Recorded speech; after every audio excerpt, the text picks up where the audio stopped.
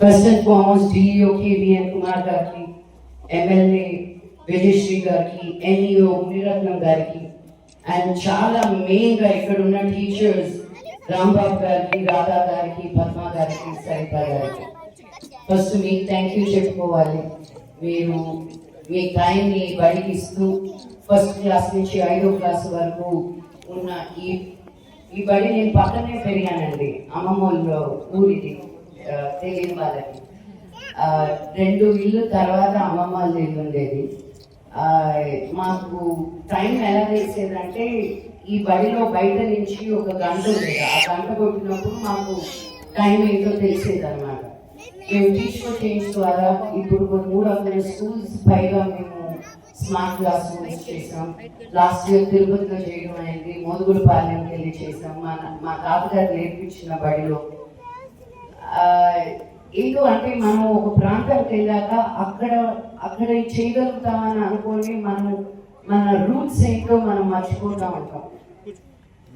But ఈసారి మళ్ళీ మా వాళ్ళని, మా టీం మెంబర్స్ని మనం నెల్లూరు వెళ్తున్నాం కదా, నాయుడుపేటకి ఎందుకు వెళ్ళట్లేదు, అక్కడ మా అమ్మమ్మ వాళ్ళ ఇంటి పక్కన ఒక బడి ఉండేది, ఆ బడి ఉందా లేదా చూడండి వెళ్ళి అని చెప్తే వచ్చి బడి ఉండడం తెలిసింది. నాకు చాలా చాలా చాలా చాలా సంతోషం అనేది చాలా చిన్న విషయం. ఈరోజు నేను ఇక్కడ వచ్చి నిలబడి ఈ స్కూల్లో ఒక స్మార్ట్ క్లాస్ రూమ్ చేయడం అనేది మా కాన్సెప్ట్ ఏంటి అంటే డబ్బు ఉంది లేదు, సిటీలో ఉన్నామా, టౌన్లో ఉన్నామా, ఒక గ్రామంలో ఉన్నామా అనే ఒక డిఫరెన్స్ లేకుండా నాకు ఏం చదువు మా నాన్నగారు ఇవ్వగలిగారు అంత మేము చేయలేకపోయినా దానికి దీనికి డిఫరెన్స్ ఉండకూడదు అని స్మార్ట్ క్లాస్ రూమ్ అని మేము గవర్నమెంట్ స్కూల్కి వెళ్ళి పనిచేయడం జరుగుతాము. ఎందుకంటే సగం టైం మనం వాళ్ళు ఇది చేయట్లేదు, వీళ్ళు ఇది చేయట్లేదు అని అందరి మీద కంప్లైంట్లు ఎక్కువ చేస్తాం. కానీ మనం ఏం చేస్తున్నాం మన దేశం కోసం, మన అభివృద్ధి కోసం, మన పిల్లలు ముందుకెళ్ళడం కోసం అని మనం ఎప్పుడైనా మనల్ని మనం ఒక క్వశ్చన్ వేసుకున్నాం అని నన్ను నేనే అడిగాను.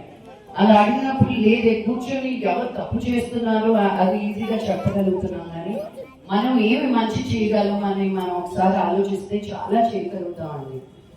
ఇది చాలా మంది నేను చేసే పని మీద ఒక నమ్మకం పెట్టి మా ఎన్జిఓని ముందుకు నడిపించే వాళ్ళందరికీ కూడా ఈ స్టేజ్ మీద నేను కృతజ్ఞతలు తెలుపుకుంటున్నాను. నేను మీలాగనే ఇక్కడ కలిగేదాన్ని. మీ వయసే ఉండేది నాకు. ఇక్కడ కుప్పమిట్లి అని ఉండేది. రోజు మా అమ్మమ్మ దగ్గర తిన్నా కూడా కానీ మా తాతయ్య దగ్గర డబ్బులు తీసుకొని నేను సైడ్లో వచ్చి ఇక్కడ కుప్పమిట్లి తినేదాన్ని. ఆవిడ చట్నీ ఉండేది. ఇప్పుడు తలుచుకున్నా నాకు ఆ టేస్ట్ నోట్లోకి వస్తుంది. అండ్ కుప్పమ్మ ఇంట్లోనే గోరింటాకు చెట్టు ఉండేది అనమాట. సో మా అమ్మమ్మ దగ్గర ఎన్నో అడుక్కుంటే కానీ మా అమ్మమ్మ పర్మిషన్ ఇచ్చేది కాదు గోరింటాకులు తెచ్చుకోవడానికని. ఎందుకంటే బండరాయి మీద రుబ్బాలి కదా.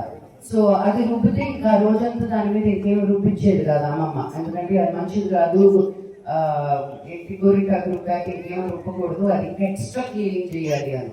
సో మేము సమ్మర్ హాలిడేస్కి వచ్చినప్పుడల్లా నాకు ఈ చుట్టూతా ఉండే షాపులన్నీ గుర్తున్నాయి. ఈ రోడ్ ఎదురుకుండానే ఒక ఫ్యాన్సీ స్టోర్ షాప్ ఉండేది, ఈరోజు మూసేస్తుంది. అది నేను ఇక్కడే గాజులు కొనుక్కునేదాన్ని, ఆ పక్కనే బట్టలు కొని కుట్టించుకునేదాన్ని. మా అమ్మమ్మ తాత నన్ను ఎప్పుడు నేను ఏది కావాలన్నా, మా అమ్మమ్మ కాదనేది కానీ మా తాత ఎప్పుడు కాదనేవాడు కాదనమాట. నేను ఊరికి వస్తే అదేదో పెద్ద పండగలాగా ఉండేది మా తాతకి అమ్మమ్మకి. మా అమ్మ ఇక్కడ ఇల్లు అమ్మేసిన తర్వాత రావడం మానేసాము. బట్ ఈ విధంగా టీచర్ చేంజ్ ద్వారా మళ్ళీ ఈ స్కూల్తో, ఈ ఊరితో, ఈ బడితో మళ్ళీ నన్ను వెనక్కి తీసుకురావాలని నేను మనస్ఫూర్తిగా కోరుకుంటున్నాను. నన్ను మీ బిడ్డలాగా ఆహ్వానించినందుకు కృతజ్ఞతలు తెలుపుకుంటున్నాను. ఇలా వస్తే కానీ నాకు తెలియదు అనమాట మా తాతగారు పని చేశారని,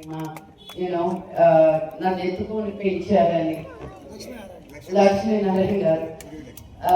బట్ ఇవన్నీ మనిషిని మొహాలు గుర్తుంటాయి కానీ చాలా సంవత్సరాలు అయిపోయాక పరిచయాలు పోతాయి.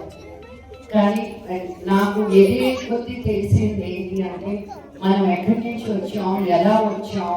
ఈరోజు నేను మా రాజగోపాల్పురం నాయుడుపేటలో మా ఇంటి పక్కన ఉండే బడిలో నుంచి నేను ఇలా మాట్లాడతానని కల్లో కూడా అనుకోలేదు నిజంగా.